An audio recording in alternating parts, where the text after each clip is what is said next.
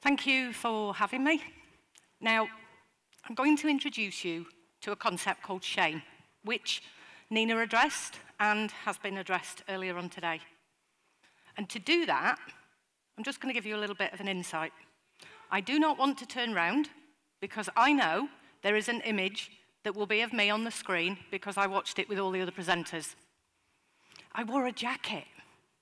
I've been told people are looking forward to this conversation because I don't want to talk at you, I want to talk to you. But here's the thing. You can't see the messages in my head. You can't hear what I told myself before I came out. You don't know why I'm wearing a jacket. So I'm going to tell you. Because I'm covered in tattoos. And who trusts and wants to listen to an academic or a professional who's covered in tattoos? Those cognitive precepts I have to really address before I get on a stage and have a conversation. I sometimes bring water because when you speak to people, your mouth can dry up. Now, why am I even starting to address this? Well, one of the things about cyber trauma is it creates a shame, a secrecy, and a silence. And we know from child sexual abuse and all of the research that exists, Nina's presentation highlighted this, and thank you for saying about good touch, bad touch. I work with children from the ages of 2, and I do work with some adults, but mainly it's children who have been exposed to child sexual exploitation, grooming gangs, child sexual abuse, and the kind of stuff we've been talking about today. In cyber trauma, there is a different response, and I'm going to try and introduce you to a little bit around that today. But first of all, I'm going to really talk to you about why we should be thinking about shame as professionals. This image is my nephew. I asked him, sit in front of the computer and I want you to look really frightened. And this is the image he produced for me. But do you really think children react like that when they're sent an image, when they see something, when they're asked for an image? Not really. Maybe they will kind of freeze in part of the stress response, and quite often things happen within their body which I'm going to talk to you about. In particular cases of child sexual abuse, when it comes to online mediums, the shame felt by children is generally associated with the platform that they're using. For example, if a 10-year-old is using Snapchat and something happens, the shame, or this is what they tell me, the shame comes from the idea that they might have to discuss that they were using a platform that they weren't even old enough to use. And of course, this is the education we give in schools. And inadvertently, sometimes we set up the situations for shame when we're trying to create situations where we want to decrease shame. And so one of the ways that shame is decreased in a therapy situation, and certainly, Nina, you demonstrated this with the kinds of questionnaires, is by having conversations and being able to talk about why wouldn't we say something, why would we say something. So helping destigmatize shame means we have to talk about it. However, the idea of shame is that we don't talk about it. How many of you, now you might even not want to put your hands up to this question, okay? How many of you slightly overate when you went out for lunch? How many of you have told yourself off for that? How many of you veered towards the sugar? and ate quite a bit of the sugary kind of content? Well, without shaming you, that's actually because your nervous system drove you to do that. Because, let's face it, the conversations we're having here today are not comfortable. Children are being exposed to something that we are really struggling as a global society to manage. And I have always endeared the kind of children should have a safe childhood, which is why I love the fact that NECMEC have it as their slogan. But there is something about, in therapy, sometimes some people will say, it's never too late to have a happy childhood. Here's the thing. Cyber trauma doesn't present like that. So, what I'm going to do is I'm going to take you through a little bit about your nervous system and a little bit about how you work so you can understand how children work in terms of their thinking, feeling, and doing. Right now, there's been an explosion in what I will call the trust and safety networks. So you might see this phrase in public spaces, you might see this for conferences. However, we are human beings, and we actually work by safety first, trust second. So I'm going to invite you to do an exercise. The first one is to think about, and you don't need to shout out the answers, you can think about this and then take it away and think some more. How do you even describe safety? What kind of words do you use? Because safe doesn't really explain safety. How would you articulate it to somebody? Where do you feel safe? And how do you know you're safe? So I'm going to ask you to do something with your own physiology, and I'm going to ask you to do 2 rounds of different types of breathing.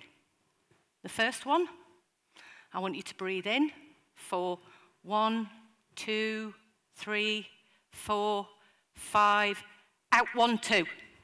And again, in 1, 2, 3, 4, 5, out 1, 2. In 1, 2, 3, 4, 5, out 1, 2. How do you feel? It's kind of not a normal breathing rate, that, is it? Okay. So let's go for something that is, in research, sometimes referred to as a physiological sigh, okay? What we're going to do is we're going to breathe in 1, 2, 3, 4, out 2, 3, 4, 5, 6. In 1, 2, 3, 4, out 2, 3, 4, 5, 6. In 2, 3, 4, 5, out 2, 3, 4, 5, 6. Now how do you feel? Is there a comparison to how you feel when there's a longer exhalation than there is comparatively to the longer inhalation? Most likely, yes. The way I'm talking to you here is to change your physiology based on your central nervous system. And when we are in shock, when we encounter something online, we breathe in. Most of us forget to do the second bit. And the breathing out is the thing that slows our heart rate down, brings about something called the parasympathetic nervous system, and it's in that space, when you feel safe, you have the capacity to articulate what's going on internally. You have the capacity to think straight. But listen to that noise again. You did what? It's an interesting sensation, an interesting feeling. and it's an interesting association of shame. And for many people, shame is induced by that noise. And then if you replicate that noise in your own body, you can find yourself feeling humiliation, guilt, and shame, and they are three different processes, three different things. And in that moment, what goes through your head are generally all of the things that the perpetrator is communicating to you at that point in time.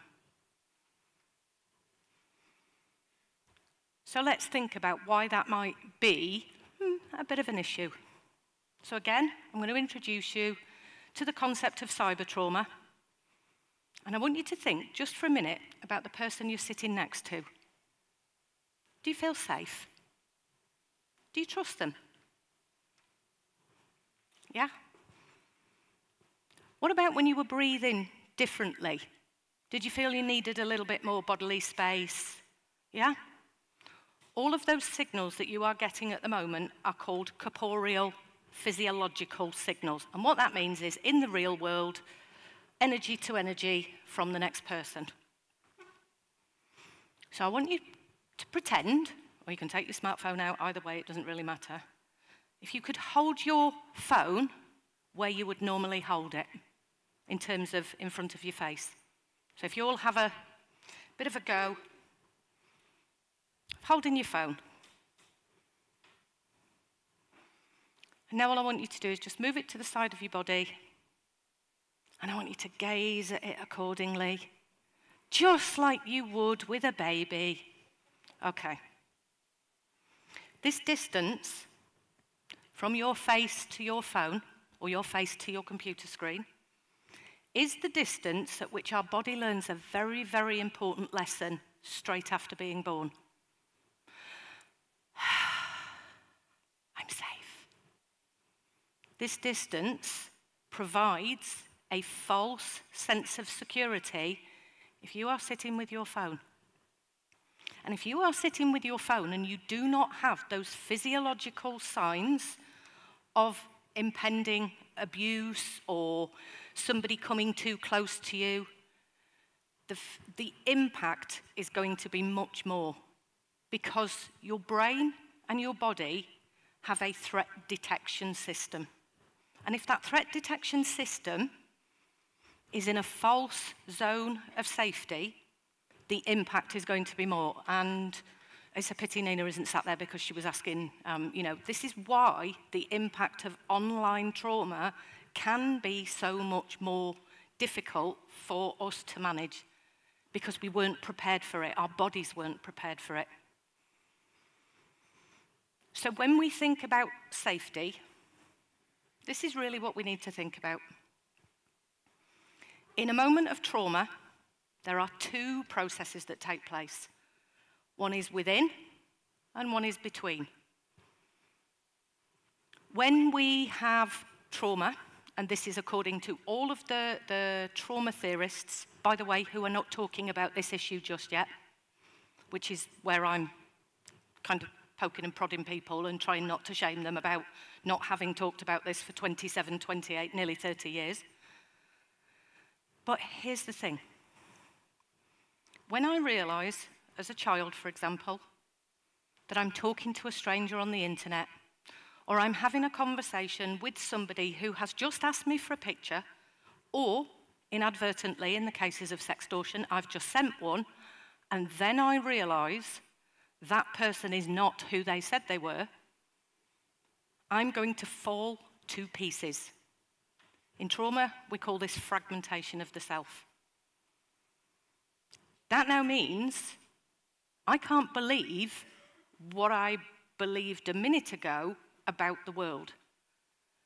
And so my concept of trust is now broken. And if I have no trust, I am not safe. And if I'm not safe, then I cannot talk to anybody and I cannot have those conversations. In fact, because I can't have those conversations, my nervous system will be completely dysregulated, and I will feel like you did in that first breathing exercise.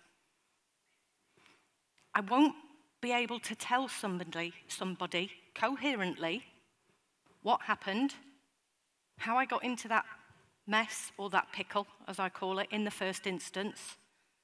But here's the thing. I might not be able to trust you because maybe there have been lots of things about my childhood that made it difficult to trust people. Maybe if you are law enforcement and I report it and you say, for example, we're going to take it down, I've got to trust that you mean that and that it will never, ever, ever appear on the internet ever again. But here's the thing about cyber trauma. None of us know to this day how it will be in 50 years if some of those images were to re-emerge in some way. And that's where the cognitive distortions start to take place, because a 5-year-old isn't going to comprehend the future. But if you noticed on the statistics, and when you see Nina's presentation, a lot of the ages are of children who can cognitively think. And they've been told in education, don't share an image. And if you do, it's likely that this will happen because that's what the perpetrators often tell them. And so a child's internal belief system is confused, and there are many different parts, and they are having literally a party within their head of conversations where they tell themselves, oh, it'll be all right, just tell Mum. But then she'll tell me off for being on the platform. Oh my goodness, I shared that image because... And all of those competing voices have to be silenced. And the only way we can do that is by meeting them where they are. And it's hard to sit with somebody in confusion. It's hard to sit next to somebody who is dysregulated. And I'm sure you've all experienced that when somebody is angry, they slam a door, they slam a drawer, they do something on the train, the tram. You can detect in the real world when people are angry, upset, you don't want to be near them. So what begins to happen is interpersonal, the between, safety, starts to have a little bit of a change because these children become super detectives of the physiological state you are in. And of course, what do we often do as the professionals? We kind of come in to help, and they go back. I'm going to talk about that in just a second. Stephen Porges came up with a theory called polyvagal theory, and it's very complicated, but very simply, we have this threat detection system, and it's like Wi-Fi. But in shame, it's kind of glitching, and it will not perceive safety where there is some, and it will misinterpret lack of safety where there might be a lack of safety. And so even the child in those real life situations can struggle to make connections with you, generally because we're adults, we're taller. Oh, in most cases you might be, I'm not so much taller than the children. And in those moments, they don't know how to trust. They don't feel safe in the world. And so every interaction we have with a child needs to be golden, and it needs to be about safety. And we need to understand the safety we're providing is around shame and what it does.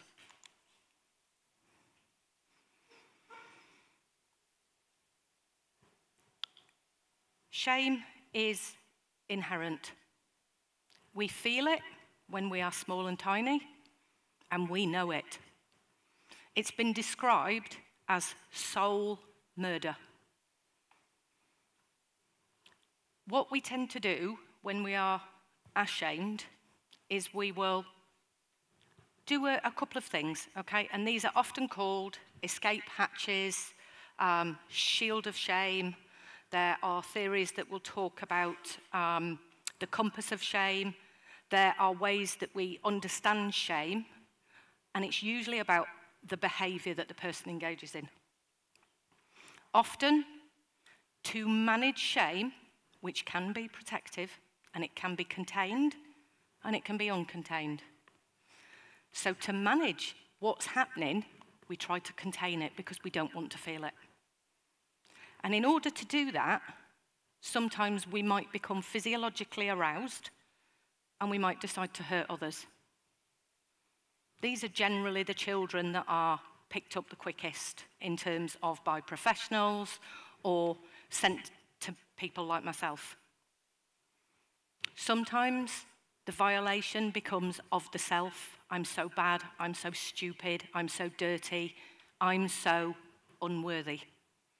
And so the only way that I can operate with that belief system is to self-punish. If they don't work, quite often one of the other options is to become so disorientated in the world that this is known as going mad or going insane. And these are quite often the kind of psychosis sort of situations that you might see. When it becomes about a violation of safety, we move away. It's the safe way to be. And if you want to see just how prevalent this is, if you look at images of 9/11, people are running away from the 9/11 towers.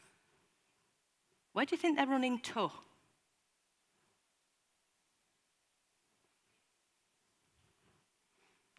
They're running to home. And why would they go home? Because it's safe. So when we run away, we try to go to a place of safety. Where do you think that is for a lot of young people? It's in their bedrooms. It's on their phones. That's the same place where the trauma happened. And so the confusion can be around, how do I even feel safe? Some children will withdraw, and that's about trust. I don't want to talk to you, I don't want to engage. And this is why it is absolutely incredible that we have Take It Down in the US and we've got Report Remove in the UK. And I am hopeful that these will be standard right the way across the world and everybody will know about them, because that allows a child to have autonomy and agency in that moment, which means we manage these feelings and this process of shame. But what do we do as the professionals? We move towards.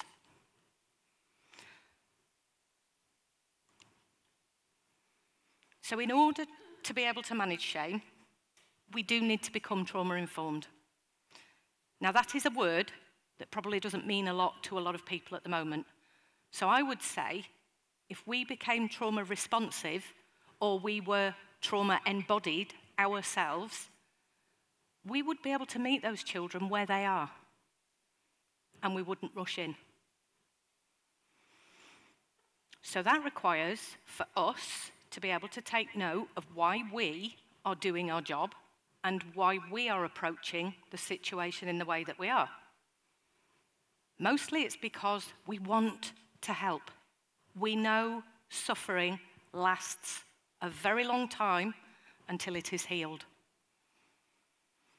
So what we need to think about are the whole parts of a person, which include what they might be thinking, what they might be feeling, and what they're doing. And often when I'm teaching people in therapy, I show them this person triangle, which in cognitive psychology is drawn as a circle, and so many professions have many different shapes. But certainly, one aspect of the triangle is usually closed off, because that's the one that they find most difficult to engage with.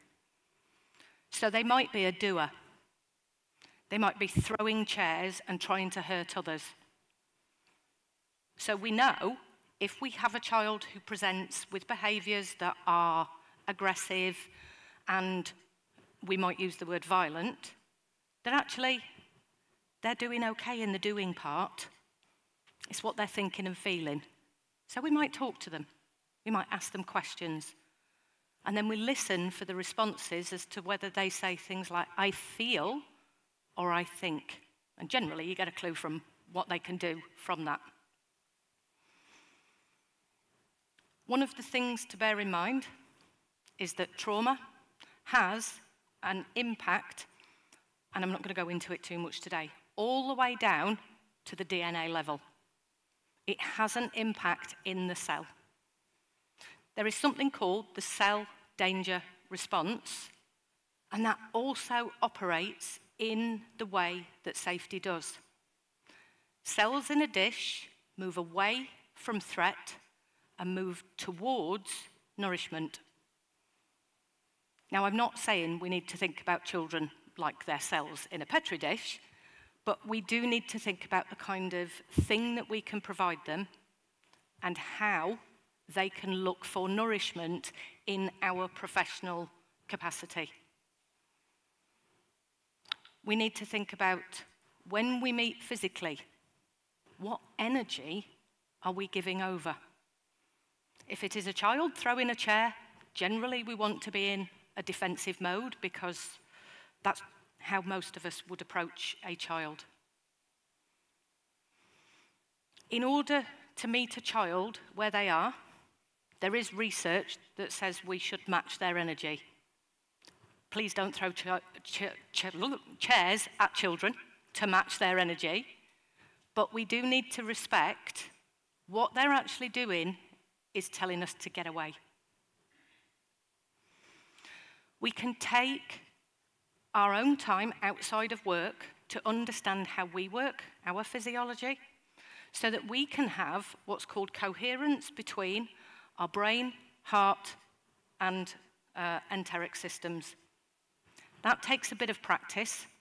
It requires you understanding things like mindfulness, the kinds of breathing techniques that help us get into parasympathetic states. But also, it's about your own think, feel, do. What do you think about this child? What do you feel about this child? And what do you do in order to help them? The thing that happens the most in terms of healing is the relationship. And these children are often in a place where they can't be in a relational process with you. So they're going to do a relational process because human being requires that you're not a human doing. And many of us like to be human doings. Children require us to be with them. Now, here's the difficulty, and this is the juxtaposition. Time matters when it comes to the internet. 7 minutes is viral if you're Madonna, okay? 7 minutes is enough for a global event to be shared around the world. So time matters. And when we are trauma responsive, we give children time. And we've got to negotiate this really difficult double-edged sword, which is how do we give them time whilst also making sure that we are efficient with the time for the issues that appear online. I am going to show a picture of a dog that has its teeth bared. So if anybody is phobic of dogs, just to be aware that this next picture is going to show that. What I'm going to ask you to do is look at the picture before you read the words. Now that isn't going to happen because you're all going to read the words, okay? But just try.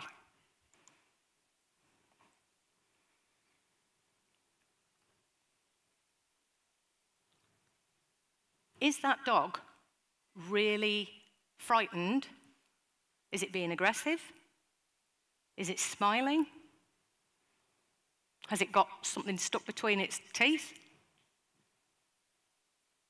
How would you know? You'd have to be there.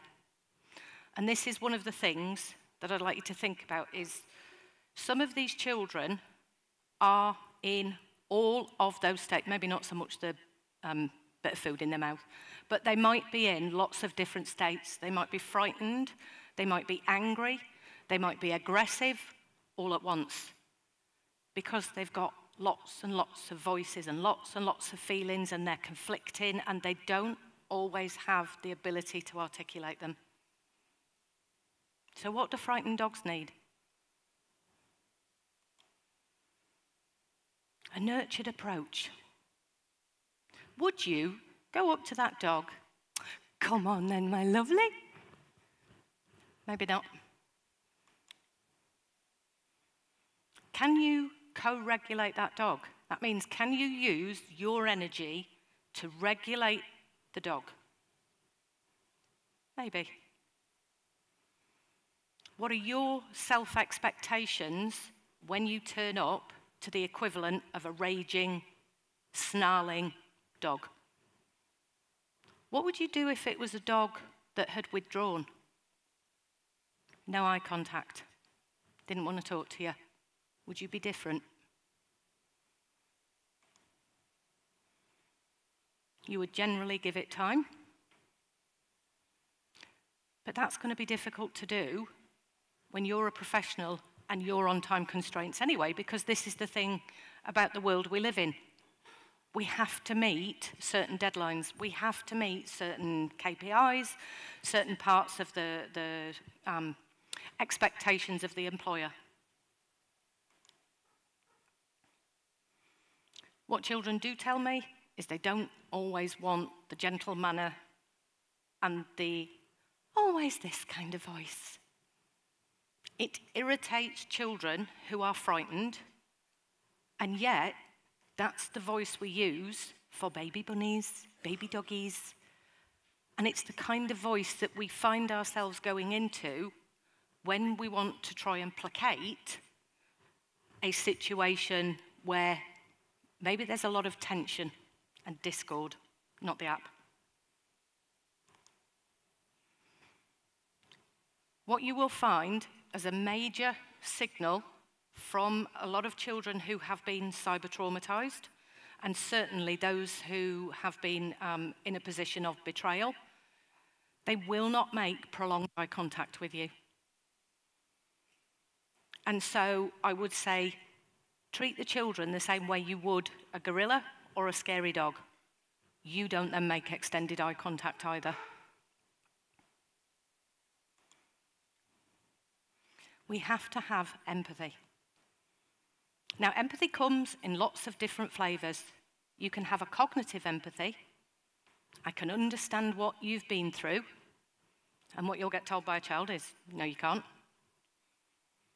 I guess it was really difficult. Well, duh. If you try to match empathy with words, children can often rebuff you because you're using the same techniques that perpetrators did. So sometimes the empathy you have to give them is really, I know you don't want to talk to me. I know you don't trust me. And I know it's my job to make that happen. And of course, why would you trust me? Sometimes that can be enough to break the wall of silence and shame. A recognition that's empathic, that also understands why the child doesn't want to talk to you. Because as they begin to talk to you and tell you what happened, of course their physiology is going to change again. They're now going to go back into re-experiencing what happened. And one of the things, again, and I seem to be championing Nina in terms of her research, one of the things that really, really helps a lot of people is being able to tell their story by writing it down or typing it out. That's why, in therapy, letters to perpetrators, letters to people we've lost and bereaved, this is why those letters exist, because it's easier to articulate it in a way that we can take our time with. Again, compassion for the children. There's many different forms.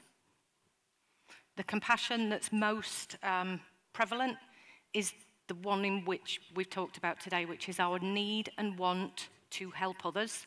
That's exactly what compassion is. But also, compassion includes ourselves. I know you don't want to talk to me. I know you don't trust me, but you can't throw chairs at me. It's not okay. I know that you don't want to come to the police station. I know you don't want to talk about. I know you don't want to have conversation. Whatever it is that we're trying to have a conversation about, the compassion that we have is also keeping ourselves safe. And that's often forgotten about, and that also includes the word no. We can say no, and the child can say no. We often have a wait and watch approach with trauma, and sometimes that can actually be detrimental. So as professionals, we need to use our judgment, and this is where, having worked in the industry for a while, you will have particular things that you do in particular orders. And of course, not all children are going to follow the same cyber trauma pattern. Sometimes this is what's needed for children: food and warmth, that nurture around the simplistic parts of what's known as Maslow's hierarchy. What generally happens in trauma is, and this is using a little bit of psychology theory, what generally happens is you're taken back to your earliest feelings of safety, and those feelings of safety give you an indication about whether you can trust or mistrust those around you. In transactional analysis, we use words like injunction and counter-injunction. And in trauma recovery, we tend to talk about all of the above. And you will need a toolbox of all of the things that you've heard today, and you will need to pick and choose the kinds of tools you use with each and every child individually, because shame presents in a different way individually with those children. So meet them where they are, not where you are. Again, I'm going to invite you, because today is a heavy topic, to change your physiology. So I'm going to ask you to engage in something that we call an exercise snack. Now, I know Thomas has seen this before, okay? So what I'm going to do is invite you to stand up. Obviously, you do not have to take part in this if it's too shaming or you don't want to, yep. And all we're going to do is change the way our central nervous system is working. And we're going to go what we call bilaterally. We're going to use our right hand to our left shoulder, and we're going to go shoulder, shoulder, knee, knee. Shoulder, shoulder, knee, knee. Shoulder, shoulder, knee, knee. Shoulder, shoulder, knee, knee. Shoulder, shoulder, shoulder, shoulder, knee, knee, knee, knee. Okay. See if you can do it by yourself, okay? But I want you to run. Are you ready? Shoulder, shoulder, knee, knee. Shoulder, shoulder, knee, knee. Keep going, keep going.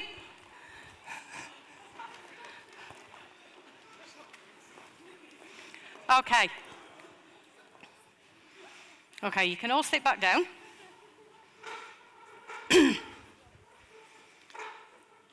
Now, what I'm seeing right now is a physiological state change. There's a lot of smiles. At the end of a day of a very difficult topic, that's something you don't do it on the train because you might start barging people. But here's the thing. Notice how you feel right now. Right, maybe not so good straight after lunch. But how do you calm down after exercise? Breathing, and the reason I want to do this is breathing is the most important tool in your toolbox. Not for the children. Let me tell you what they often tell me. You're not going to make me do that square breathing, Kath, are you? No. I might try different forms of breathing, and I might talk to them about what breathing does, but that technique is for you. Before you go to meet a child, in, slowly out. 3, 4, or 5 rounds. Change your physiology, and you will meet those children where they are, Because here's the fascinating thing about the polyvagal theory. If I am regulated, I can regulate you. And if I can regulate you, you will begin to feel safe. And that word is really important, begin. So when we meet the children, begin where they are. Thank you.